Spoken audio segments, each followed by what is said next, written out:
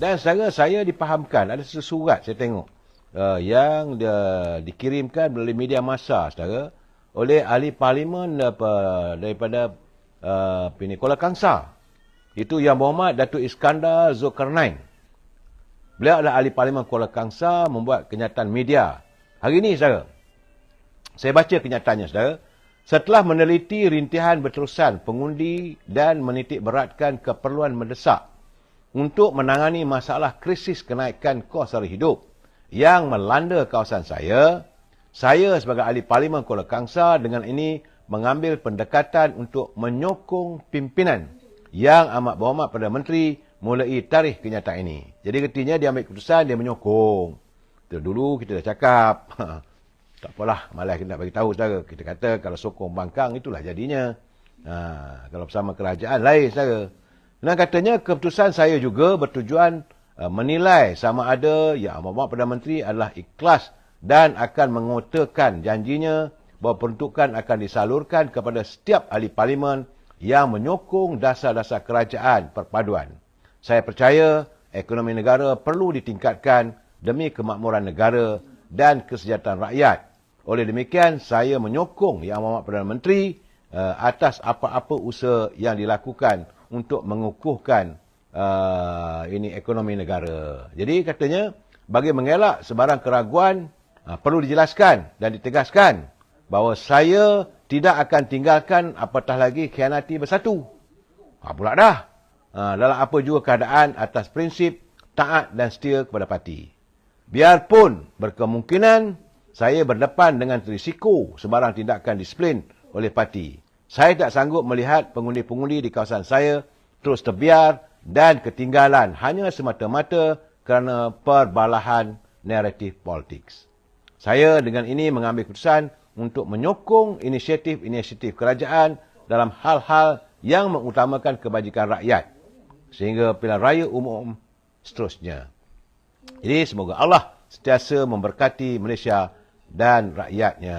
Itu kata saudara ini Yang Berhormat Datuk Iskandar Zulkarnain bin Abdul Khalid, saudara. Itu saya perlu jelaskan pada saudara, ketika jelas. Memang ada orang tanya, saya petang tadi bertanya. Memang saya tak, selagi saya tak dapat penjelasan, saya tak akan membicarakan. Tapi bila dah ada hitam putih begitu, jelaslah bahawa Datuk Iskandar Zulkarnain ini telah pun mengambil keputusan menyokong. Tetapi dia tidak meninggalkan Parti Bersatu. Inilah saya katakan bahawa di bawah Akta Lompat Parti, ini kena jelas, saudara. Di bawah Akta Lompat Parti, ahli-ahli parlimen dia tidak terkena sebarang tindakan kalau mereka menyokong pihak lawan. Asalkan dia tak melompat berparti. Tapi kalau dia melompat parti lain, maka kursinya akan kosong. Mungkin mereka ada menandatangani perjanjian, kena bayar sekian-sekian waktu. Bagi saya, apakah ini acid test? Mungkin juga ini culaan. Jadi saya harap Yang Berhormat Datuk Seri Ibrahim berhati-hati juga. Memanglah dalam keadaan sekarang, kedudukan kerajaan perpaduan daripada 148 sokongan daripada ahli parlimen, dia tinggal 147, hilanglah two-third majority, saudara. Apabila Syed Saddiq, ahli parlimen daripada Muar, menarik sokongan, jadi tinggal 147. Tapi apabila Datuk Zulkarnain mengungkapkan kenyataan begitu, artinya kembali balik dapat two-third majority. Bagaimanapun dia tidak jadi ahli backbencher kerajaan. Itu yang persoalan sekarang ni. Kalau dia hantar surat pada speaker, speaker pun tidak akan meletakkan dia di kerusi penyokong kerajaan. Dia masih lagi berada di kerusi pembangkang. Tapi dengan kenyataan begitu, bahawa dia kata dia akan menyokong Datuk Seri Ibrahim. Ini mengingatkan saya peristiwa pernah berlaku di Perak dulu, saudara. Zulkarnain juga, tak silap saya nama orang tu, bukan orang sama ya. Zulkarnain dulu pernah dia keluar daripada parti. Akhirnya tumbang kerajaan waktu itu. Itu keadaannya, saudara. Saya melihat bahawa apakah ini adanya unsur-unsur. Sebab mereka nak test. Sebab memang ada cubaan untuk menarik sokongan daripada ahli parlimen Barisan Nasional, khususnya untuk menyokong pimpinan Perikatan Nasional. Kalau bila berlaku adanya unsur undi tak percaya dan sebagainya, ini acid test. Kalau ini diizinkan, mana adanya permulaan ataupun presiden. Kalau ada presiden, itu parlimen dibenarkan. Kalaulah besok mereka buat usul ni tak percaya pada Sultan Ibrahim. Dan ada pula ahli-ahli parlimen daripada Barisan Nasional yang menyokong. Jadi tindakan tak boleh nak ambil. Kerana itu bukan melanggar di bawah Akta Lompat Parti. Tapi kalau mereka menyeberang pada parti tersebut, itu maka boleh dianggap sebagai lompat parti. Ataupun kalau mereka menulis akuan bersumpah bahawa menyokong secara terbuka begitu, pun juga boleh dianggap sebagai lompat parti. Tapi itu masih lagi sama-sama, saudara. Ya, saya harap berhati-hatilah dalam keadaan begini, saudara. Sebab ini musim-musim sekarang ni, politik tu, dia seni ni banyak helah. Bagaimanapun, kalau kita bersangka baik, tak apalah. Kalau dia kata nak sokong, sokonglah sama-sama. Dan saya juga melihat bahawa memanglah sebagai di parlimen yang tidak bersama dengan kerajaan, mereka tidak mempunyai peruntukan-peruntukan khusus. Dulu masa Datuk Ismail Sabri dulu, dia ada tanda tangan ni perjanjian.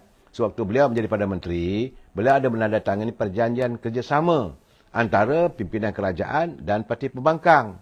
Jadi bolehlah diberi peruntukan-peruntukan untuk wakil-wakil rakyat. Tapi kali ini tidak ada. Yang ada 1-2 orang saja yang bertemu dengan Yang Amat Perdana Menteri untuk bekerjasama. Sebenarnya apa yang dilakukan oleh Perdana Menteri, dia tak boleh buat, boleh katakan bagi semua sama rata, tak boleh. Sebab ini daripada parti kerajaan. Itu keadaan, saudara. Jadi apakah keputusan Yang Berhormat Datuk Zulkarnain itu adalah kerana merasakan untuk menjaga kepentingan rakyatnya. Mungkin juga kerana susah, memanglah. Jadi ahli parlimen pembangkang, itu yang timbul dekat parlimen tu. Nak bayar sedekah orang mati pun tak ada duit, katanya. Itu keadaan.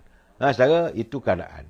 Baik, saya melihat hari ini sepanjang sidang Dewan Rakyat, ini hari terakhir minggu pertama.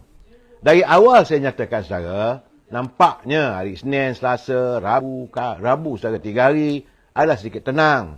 Saudara, semalam kemarin, waktu Datuk Seri Anwar Ibrahim menjawab soalan-soalan mulut daripada ahli-ahli parlimen, nampaknya begitu tertib.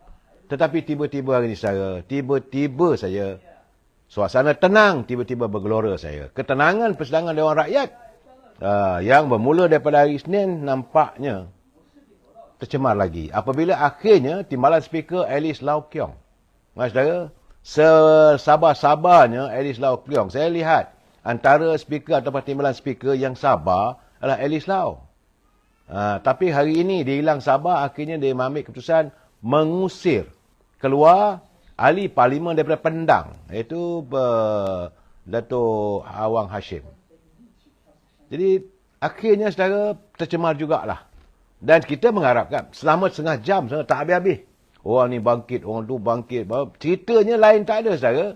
Apabila Arau membangkitkan persoalan, kenapa usul dia tidak dibenarkan untuk dibahaskan, sedangkan dia dah hantar usul tergempar itu pada hari Selasa.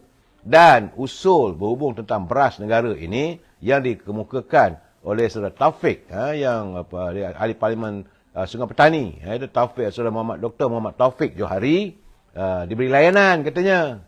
Sedangkan usul itu hari ini. Jadi saya melihat sebenarnya usul-usul tergempar ni boleh dibaca dan boleh dibentangkan di parlimen, kena memenuhi pertama perkara tertentu, kedua kepentingan rakyat, dan perlu disegerakan 3 perkara. Dan saya melihat usul yang dibawa oleh ahli parlimen Arau itu, saudara, tak memenuhi semuanya. Tapi dia kata memenuhi. Di situlah bermula perbalahan. Dan yang buat keputusan itu adalah timbalan speaker, bukan speaker Tan Sri Johari. Tapi apabila ahli parlimen daripada Pendang, Awang Hashim, dia kata ini anak papa. Kebetulan, saudara, Dr. Muhammad Taufik itu merupakan anak kepada speaker Tan Sri Johari Abdul. Tapi bukan Tan Sri Johari yang membuat keputusan. Yang membuat keputusan adalah timbalan dia. Itulah menjadi permasalahannya. Kadang-kadang parlimen akhirnya yang sepatutnya membincangkan tentang kehidupan rakyat jadi kelang kabut, tertangguh setengah jam. Aduh, saya harap besok jangan ada gangguan lah. Sebab besok paling penting. Kerana besok Yang Berhormat Perdana Menteri akan membentangkan bajet negara, saudara. Ini cerita lain tak ada. Minta tarik lah, nak apa-apa lah. Sampai ketua pembangkang pun bercakap. Sampai ini timbalan Presiden PAS Datuk Tuan Ibrahim pun bangun, dia kata kita teruskanlah, jangan jalan. Ini perkara remeh. Perkara yang remeh jadikan masalah besar dalam Dewan. Itu yang saya katakan. Saya ingatkan tak ada lagi. Saya lega, saya tengok daripada Isnin, Selasa, Rabu. Tiba-tiba hari Khamis ni ada lagi elemen-elemen yang menggambarkan parlimen tu macam pasar burung jadinya. Kita dah tengok dah cantik dah. Saya haraplah besok tak adalah benda yang bukan-bukan terjadi ataupun saudara, saya juga mengharapkan kalau boleh sepanjang minggu depan bila perbincangan tentang bajet negara ini, tenanglah, bincanglah soal rakyat saudara.